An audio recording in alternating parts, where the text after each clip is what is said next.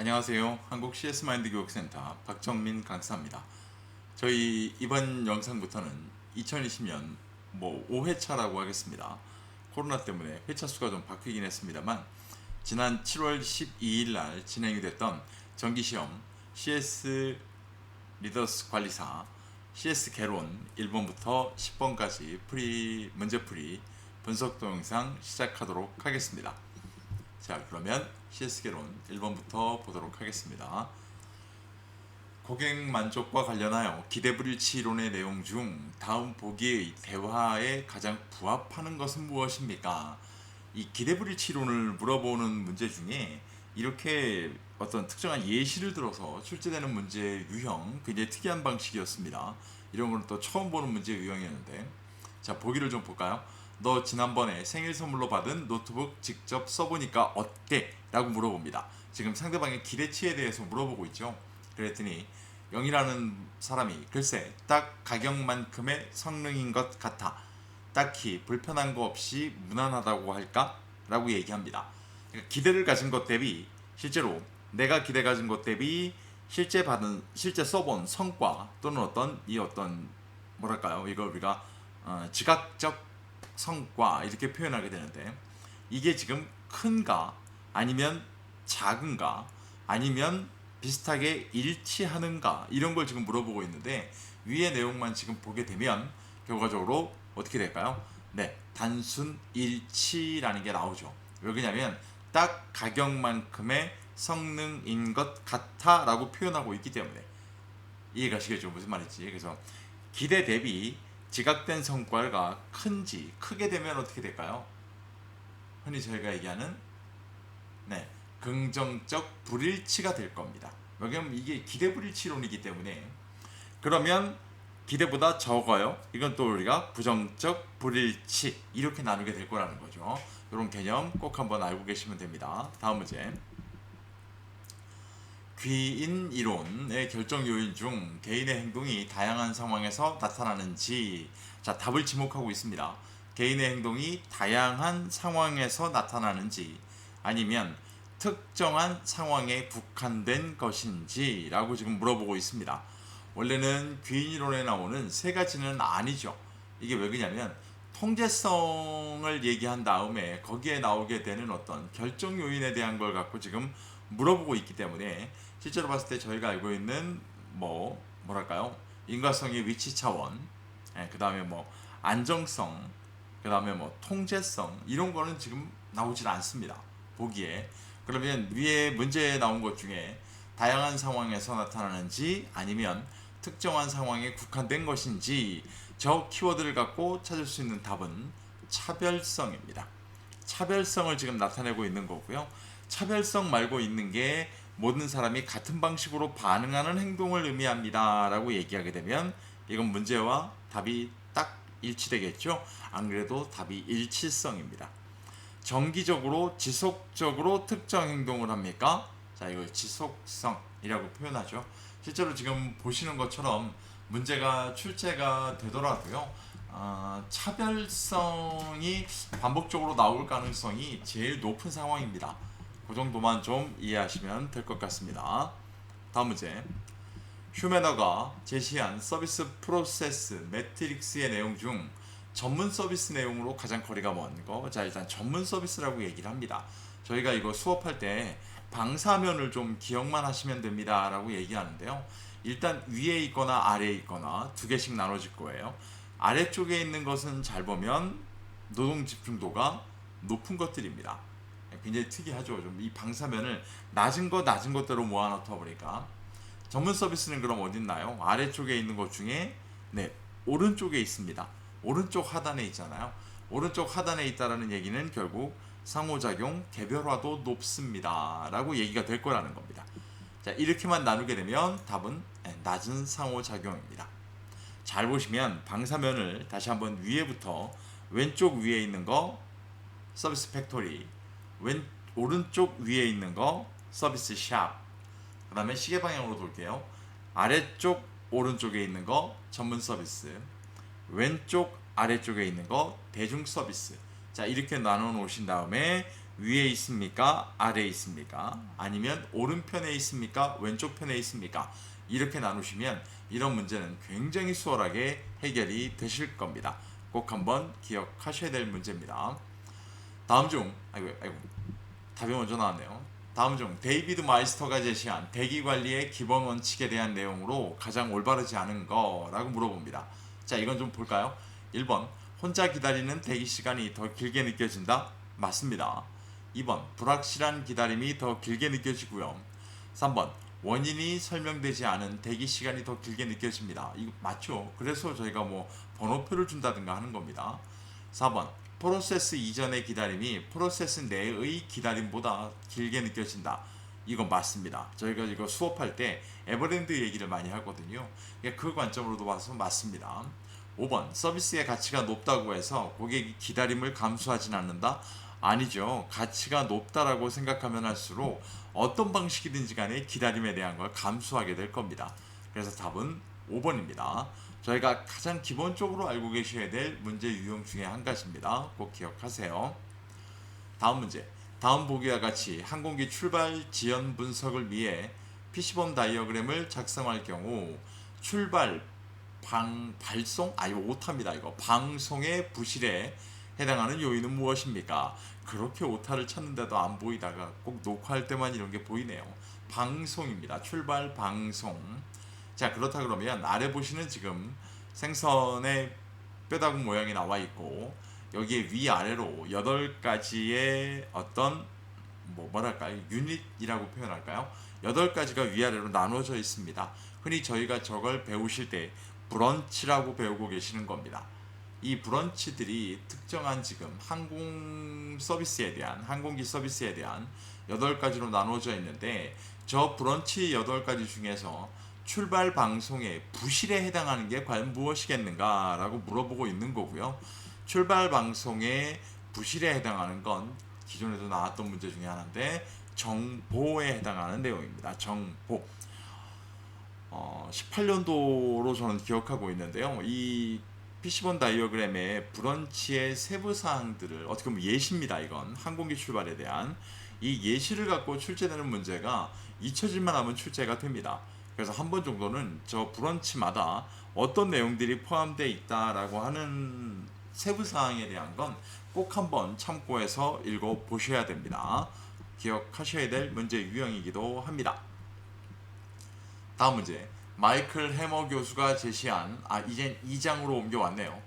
제시한 3C 내용 중 다음 보기 설명에 해당하는 게 뭘까요? 자, 3C만 이야기하라고 하는 문제가 가장 대표적이었던 거죠. 그래서 대표적인 게 커스터머, 고객 만족, 체인지, 끊임없는 혁신, 그 다음에 컴페티션, 글로벌 무한 경쟁, 이렇게 3가지입니다. 3가지 중에 지금 하나를 물어보고 있는 문제입니다. 글로벌 경쟁 체제의 경쟁 심화와 더불어 공급자 중심에서 수요자 중심으로 시장 주도권이 이양되면서 고객은 과거에 비해 막강한 힘을 갖게 됐다. 여기서 잘 보시면 고객은 과거에 비해 막강한 힘을 갖게 됐다라고 얘기합니다. 그 이유는 대표적인 게 정보일 겁니다. 이렇게 된다는 건 예전엔 우리 회사가 있으면 옆에 경쟁사와만 경쟁하면 되는데 이제는 고객과도 경쟁하는 시대에 살고 계신다는 겁니다. 이렇게 따지게 되면 3가지 중에 뭐에 해당할까요? 네, 컴페티션, 글로벌 무한 경쟁이라고 보셔야 됩니다. 그래서 위에 보기 중에 가장 키워드가 되는 거, 첫 번째 거, 공급자 중심에서 수요자 중심으로 시장 주도권이 이양되고 있다. 두 번째, 고객은 과거에 비해 막강한 힘을 갖게 됐다. 이 2가지 키워드를 갖고 앞으로 문제가 출제가 됐을 때 무조건 컴페티션으로 선택할 수 있는 어떤 그런 키워드를 좀 기억하고 계시면 될 것 같습니다. 고객 중심으로 패러다임을 바꾸세요 라고 나온 뭘까요? 네, 커스터머, 고객 만족일 겁니다. 모든 방향성을 갖고 움직여야 됩니다. 자, 이건 충분히 유추가 되시죠? 체인지, 끊임없는 혁신에 대한 키워드입니다. 기억하시면 됩니다. 다음 문제.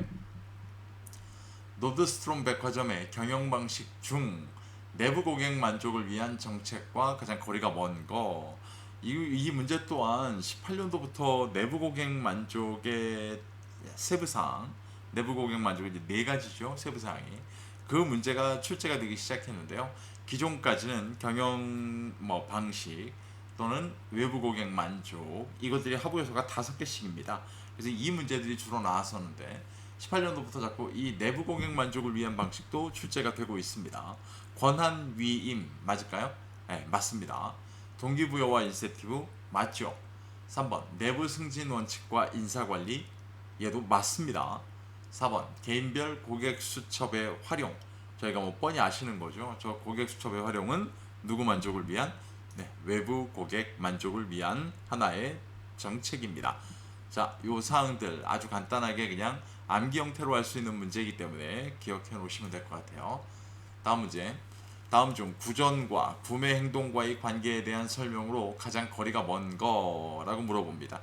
아시겠지만 구전은 뭐 비공식적, 그 다음에 실제 구매에서 사용해본 고객들 간의 전파, 언어적인 거에만 멈춰져 있는 방식은 아닙니다. 라고 얘기하고 있고요. 비공식적이고 소비자 간에 왔다 갔다 하는 거다 보니까 일방적일 수는 없을 겁니다. 쌍방적이라는 것들을 저희가 충분히 예측할 수 있는 내용입니다. 자, 그러면 1번 쌍방이 아니라 일방적으로 의사소통이 이루어지는 특징이 있다. 만약에 이렇게만 나온다 그러면 이 내용 갖고 찾으라고 한다면 이건 광고가 대표적일 겁니다. 그러다 보니까 가장 거리가 먼 거 1번의 내용이 가장 거리가 먼 내용입니다. 이렇게 보시면 되겠죠. 다른 내용들은 전부 다 올바른 내용들입니다. 꼭 한번 읽어보시길 바랍니다. 문제 유형이 출제가 될 때 지금 현재 문제에서 답은 아니었던 보기들이 나중에 가게 되면 이것들을 답으로 사용하는 문제들이 출제되는 경우가 지속적으로 나오고 있습니다. 이렇기 때문에 이 부분들에 대한 것도 꼭 한번 읽어보실 필요가 있습니다. 다음 문제. 고객 충성도 사다리 모델에서 상품의 지속적인 구매를 넘어 주변 사람들에게 자사 제품을 적극적으로 권유하는 고객 유형에 해당하는 것. 자, 고객 충성도 사다리 모델은 아마 학습하시는 교재에는 없을 겁니다. 저희가 수업하는 교재에도 없는데 이 문제가 출제가 된 다음에 지속적으로 가끔가다 이렇게 나오게 되는데 저걸 외우지를 못하더라도 여기서 쭉 보시면 구매를 넘어 지속적인 구매를 넘어 주변 사람들에게 자사 제품을 적극적으로 권유하는 고객. 자, 권유한다라는 의미를 보게 되면 뭘까요? 이 사람 지금 구전한다는 얘기입니다. 그러면 구전한다라는 관점으로 봤을 때 대표적으로 저희가 알고 있는 고객, 옹호 고객입니다. 자, 기억하셔야 됩니다. 문제에서 이미 답을 지목하고 있습니다. 적극적으로 권유하는 고객 유형 구전하고 있습니다. 자, 이렇게 되다 보니까 옹호 고객 이렇게 나누시면 되겠죠. 만약에 구매에 대한 확신이 부족해가지고요, 구매 여부를 결정짓지 못하는 사람이라고 나오면 어떻게 될까요? 잠재 고객이겠죠. 흔히 저희가 서스펙트라고 부릅니다. 제품에 대해 들어본 적이 있고 관심도 있지만 아직 구매하지 않은 사람, 들어보기도 했고 관심도 있고 가망 고객, 저희가 프로스펙터라고 부릅니다.